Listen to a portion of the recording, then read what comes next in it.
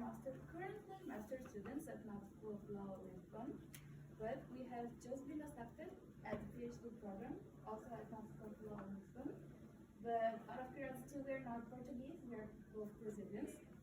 And we are very happy to be here. We would like to thank BILETA organization team for this incredible conference and all the support provided.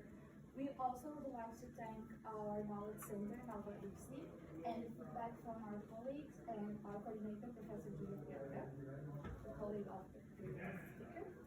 And without them, we would not be here today, so it means a lot for us. And as you notice, we are going to talk about IP negative spaces in today's evolving video game sector. As you might know, video games are a complex subject matter because it's composed by a lot of elements such as software, storytelling, soundtrack, and characters, of course.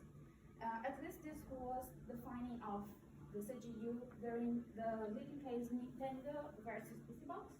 And by affirming that, the CGU is expressly stated that video games are literary and artistic works under the Berne Convention. Therefore, they are protected by IP rights. However, during our research, we found out that things are not as straightforward as it sounds because the video game sector tends to enforce their rights, their IP rights, in a very, let's say, unusual way. So video games are more than complex subject matter. They are complex enforcement example. And we have selected 3 different market practices to demonstrate this. The first one are unauthorized copies, aka piracy. And now you might be wondering, why is she talking about piracy in the evolving video game market sector, since piracy is a very old problem. Indeed, piracy is a very old problem, but it has not been solved yet.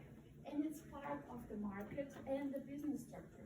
And also, piracy behaves a little bit different when it comes to video games. Because a user who buys a counterfeit game will not shift his or her behavior towards the consumption of legal content, as it happens in other audiovisual sectors, such as, for instance, music. So, bearing this in mind, the industry has 2 different approaches. The first one is a more traditional one, such as Nintendo does, suing each and every one. So, Nintendo case, it's not by chance. And the other perspective is using, it's a more unusual way, and they use downloaded content. So they give the user extra content as an incentive to the user to buy the original game. Or they can use technology in their favor, such as the emerging cloud gaming. It's a way to compensate and have more control over the content of the game to avoid piracy. Now, the second market practice, and my favorite one, are modifications or mods. So modifications are made by the video game community in the code source of the video game. And it allows us to have Thomas the Train randomly appearing during the gameplay, or to make us watch an epic battle between Homer Simpson and Shrek. The main goal of mods are being funny, and this is where things get complex and tricky, because if it's positive for the game and for the game environment, the video game developer will mostly accept this mod. This is the approach that Bethesda, as a very big video game developer, is famous for. And Bethesda, for instance, if a mod fixes a bug, it turns the mod as part of the official game.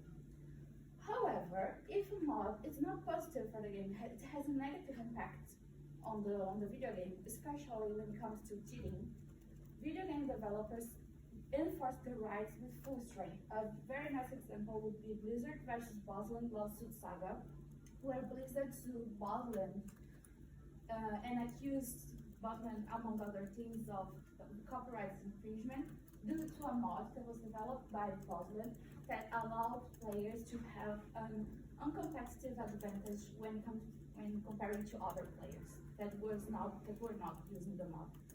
And Blizzard was successful in all 3 jurisdictions, so in Germany, in UK, and also in the US. and with this accuse of copyright infringement. And now I'm going to pass the word to my player two, my colleague Amanda, and she will introduce you to the third and last market practice. Thank you.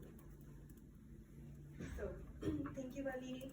And while mods are your favorite market practice, mine is game cloning, because I just realized what it is. And I'm going to explain to you with an example.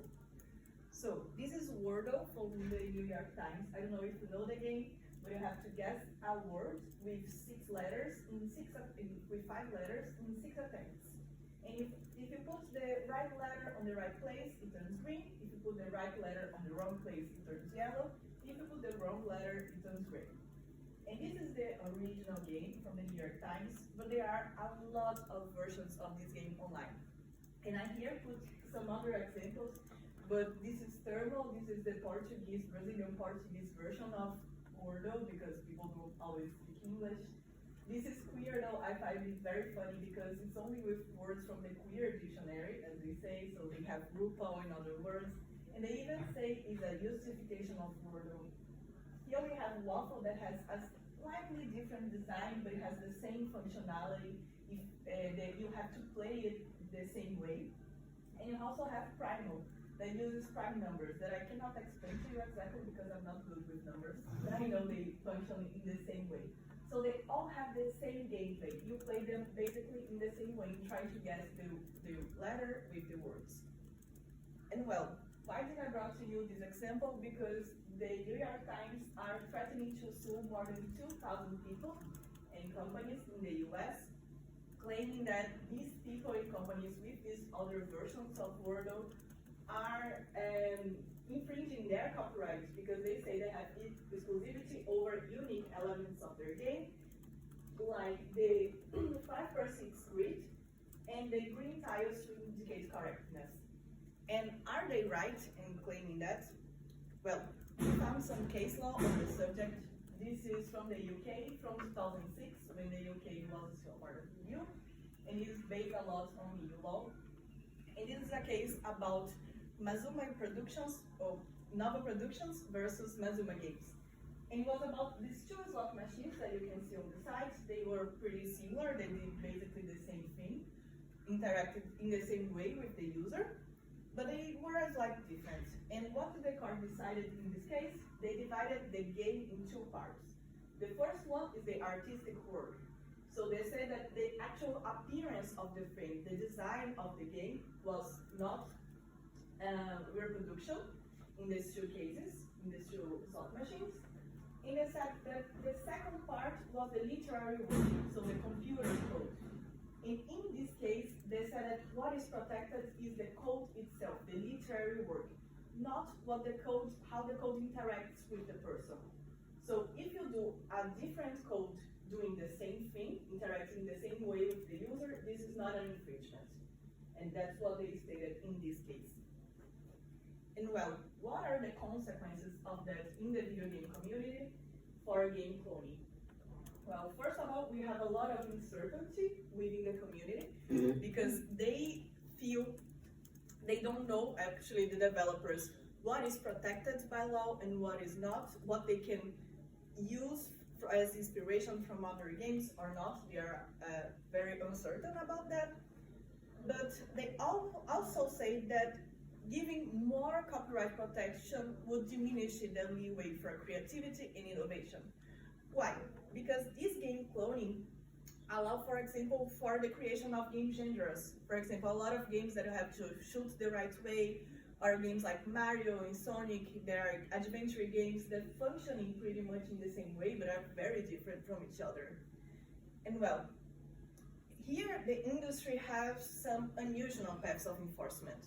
So they mostly do not sue, but they have notice and take down mechanisms. For example, in app stores when the game is very similar to theirs. They also exposure in the game community and do a lot of buzz about it, but sometimes they do not enforce at all. And this leads us to a question. Do we have a negative space in the industry? Do they feel in this category? And I feel that you all know what negative space is, but it's a concept that comes from the arts, And in the arcs is when you have an image from the absence of an object. So in this image, for example, is a classic example. You have the two faces in white, but from the black in the back, you can see a vase. And in the IP industry, we consider that negative space is when you thrive from the lack of enforcement in IP. So you thrive in this absence of enforcing your IP rights. In the video game industry, what can we see? Well, we see that we linked it to the complexity of video games as a subject matter, and we can see a lot of elements in the video game that are protected by IP law and that are enforced, for example, the software, the characters, and some elements that may not be, for example, the gameplay that I use in game cloning. But we don't actually see a negative space because what we see is a lot of the industry trying a lot to enforce their rights in non-traditional ways, in a complex way, because video games are a complex subject matter, but they are trying a lot to use new strategies to enforce their rights. So thank you so much for playing with us. We can try to play again in the industry of the questions, but by now it's it.